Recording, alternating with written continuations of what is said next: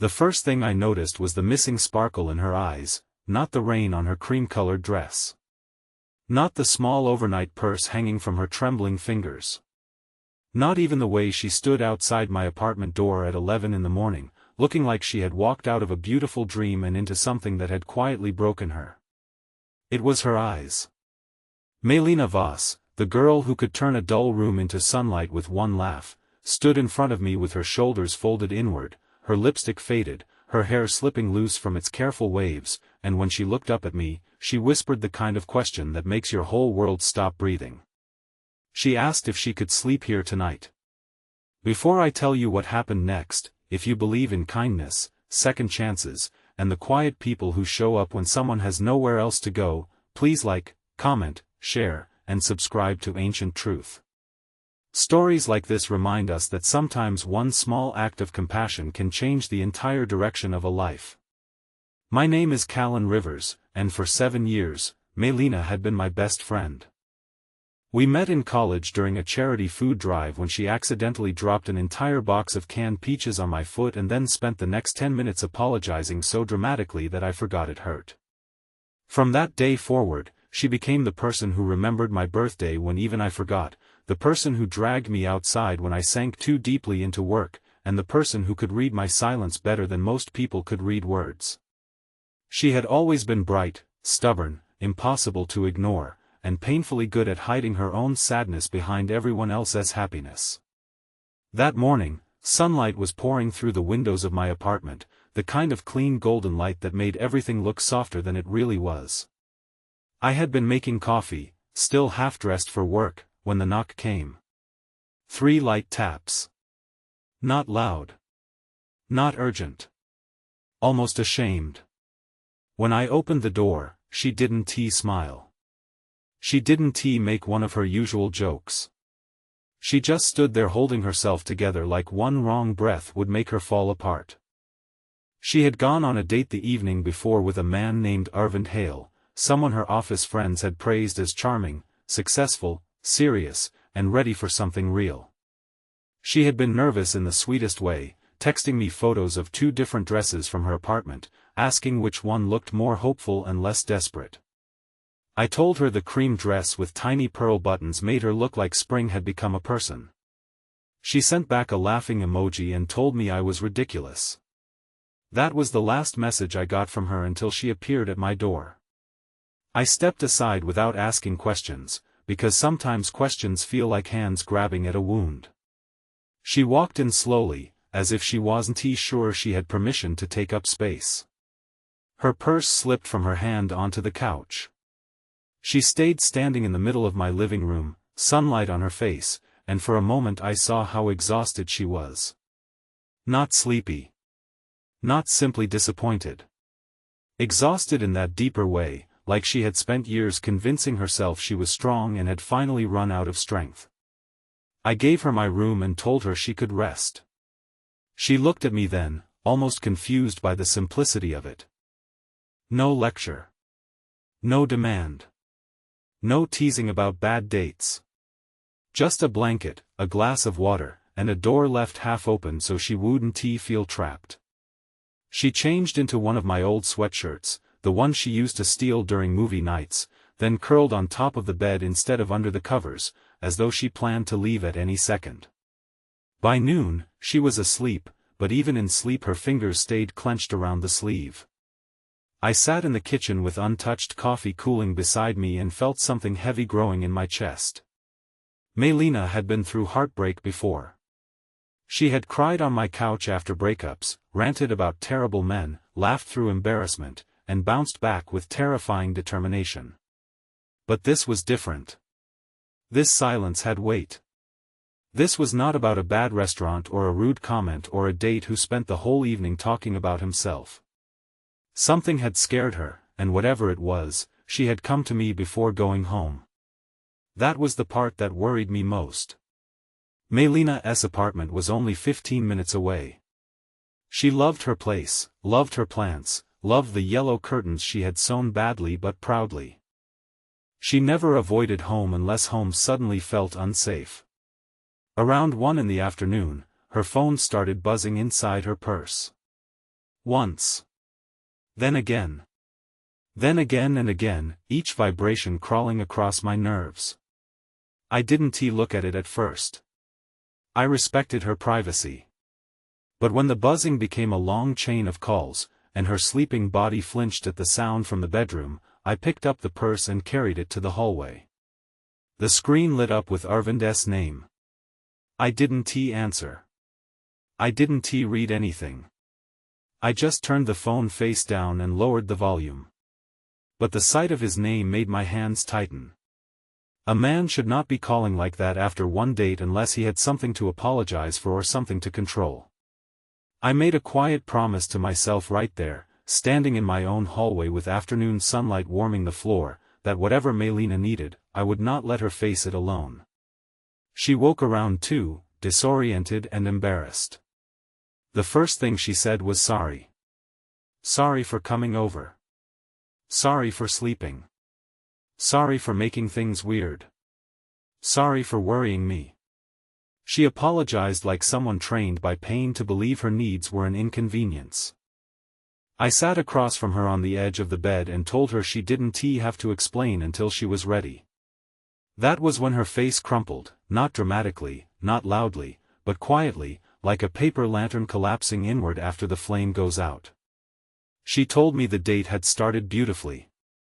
Arvind had taken her to a garden cafe near the river, a place full of white umbrellas, lemon trees in painted pots, and families eating brunch under a bright sky.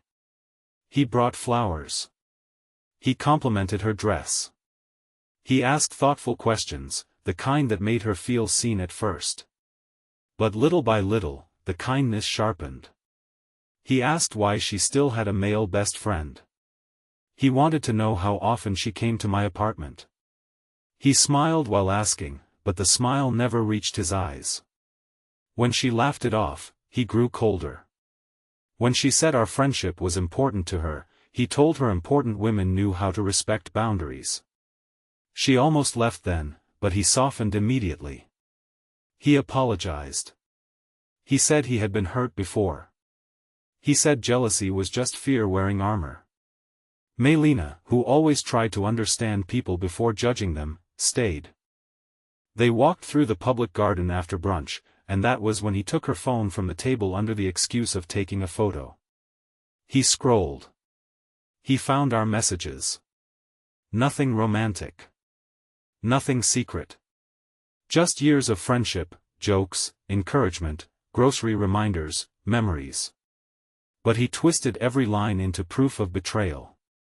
By the time she got her phone back, his voice had become calm in a frightening way.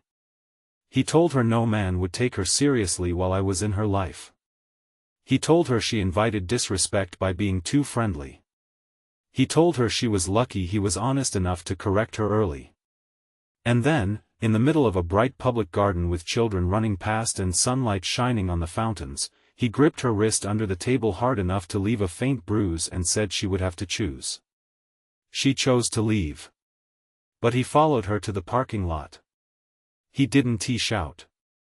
That would have been easier for witnesses to notice.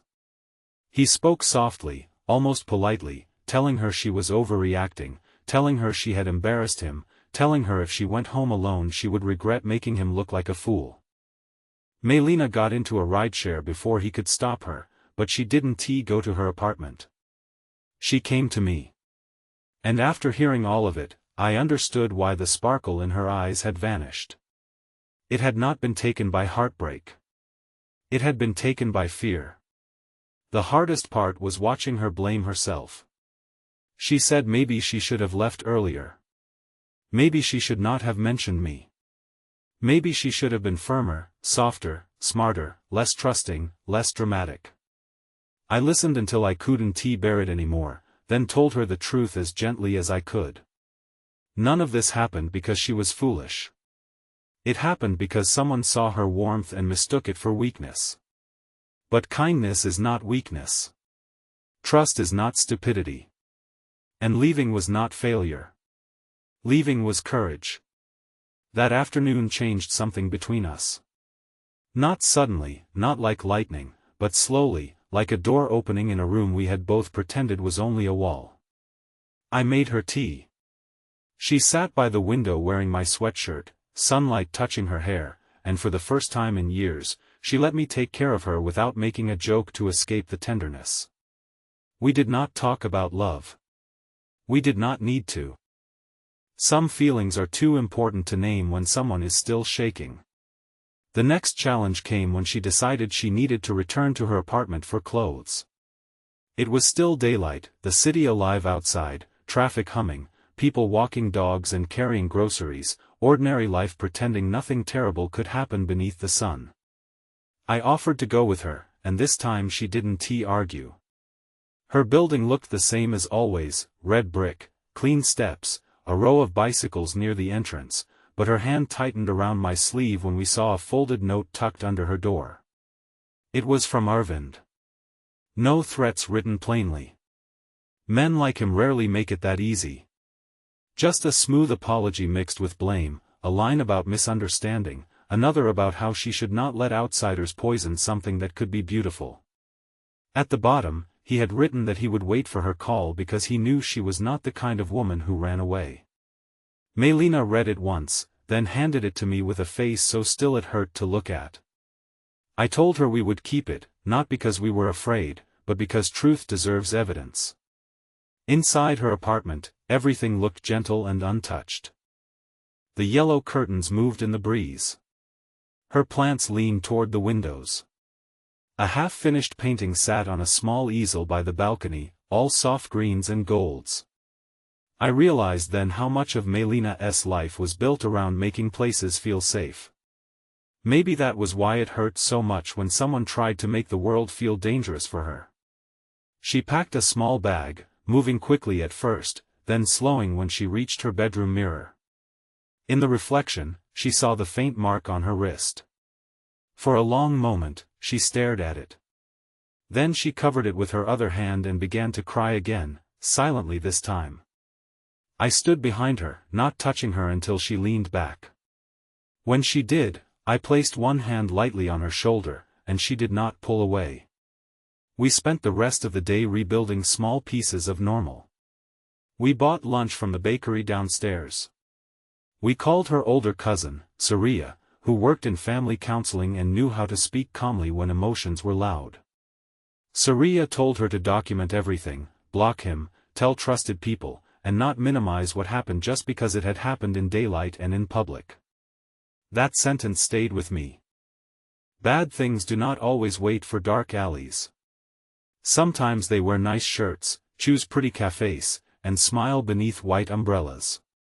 Over the next week, Maelina stayed in my guest room.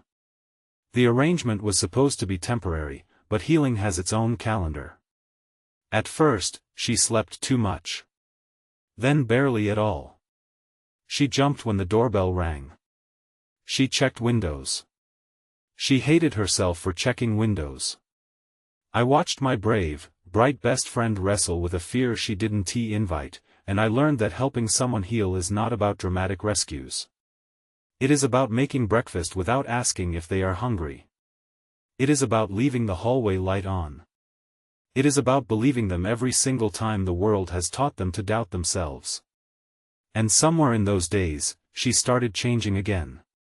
Not back to who she was before, because pain does not return people untouched. She became something steadier.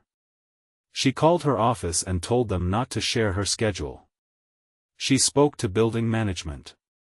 She saved the messages. She blocked Arvind everywhere. She started painting again in the afternoons, sitting near my window where the light was best, covering blank canvases with warm colors that looked like sunrise after a storm. One Friday morning, as sunlight filled the kitchen, she told me she had been afraid of ruining our friendship by needing me too much. I almost laughed because the truth was the opposite. For years, I had been afraid of wanting too much from her. I had loved her quietly, carefully, with the discipline of a man who would rather remain her safe place than risk becoming another pressure in her life. I never planned to tell her. Not then. Maybe not ever. But she looked at me across the kitchen table, wearing that old sweatshirt, her hands wrapped around a mug, and said she had always felt safest when I was near. That was not a confession, not exactly. It was something softer and more powerful. It was trust spoken out loud. Weeks passed. Arvind eventually stopped trying to reach her after Surya helped her send one clear written boundary and after her workplace security was informed. There was no dramatic confrontation, no final showdown in the rain, no shouting match under streetlights. This story happened mostly in daylight, in kitchens, cafes, apartment hallways, and quiet rooms where real courage often lives. Maelina's healing was not perfect. Some days she still went quiet.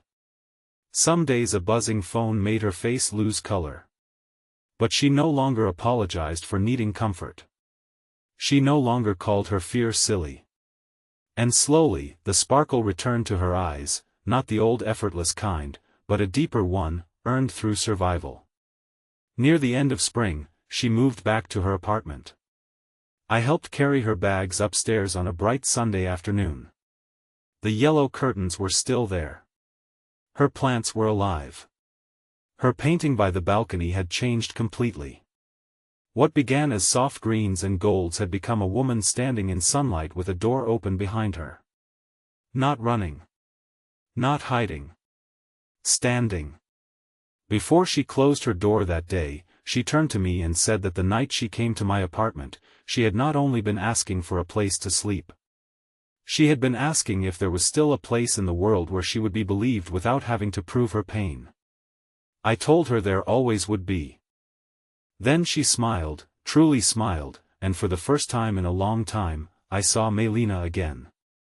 If this story touched your heart, please like, comment, share, and subscribe, because your support helps stories of kindness, healing, and second chances reach more people who may need to hear them. Special request: comment safe place if you believe everyone deserves someone who opens the door when life becomes too heavy. Months later, Maelina and I still met every Saturday morning at the same bakery near her building. We never rushed what was growing between us. We let it become honest at its own pace. Some love stories begin with roses, music, and perfect timing. Ours began with a bad date, a trembling question, and a door opened without judgment. And maybe that is the kind of love that lasts, not the one that saves you in a single grand moment, but the one that stays after the fear, makes tea in the sunlight, and reminds you again and again that you are not difficult to love just because you needed somewhere safe to rest.